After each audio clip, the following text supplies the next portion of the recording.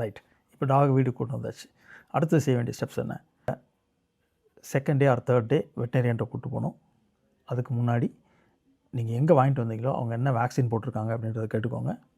First vaccine மட்டும் போட்டிருந்தாங்கன்னா நம்ம ஊரில் நிறைய இடங்களில் வெளியில் வந்து மற்ற டாக்ஸோடது மற்ற கழிவுகள் குப்பைகள் இதெல்லாம் நிறையா அங்கங்கே இருக்கும். உங்கள் ஏரியாவில் ரொம்ப அது மாதிரி இருந்துச்சுன்னா செகண்ட் வேக்சின் போட்டதுக்கப்புறமா வந்து டாகை வெளியில் கூட்டு போகிறது சேஃப்.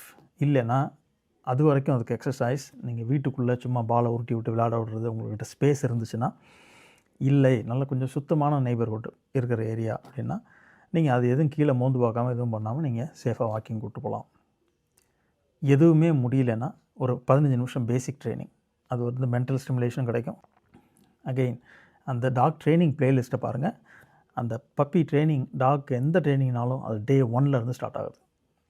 நீங்கள் அந்த செகண்ட் நீங்கள் வீட்டுக்குள்ளே கொண்டு வரதுலேருந்து அது பிளான்டு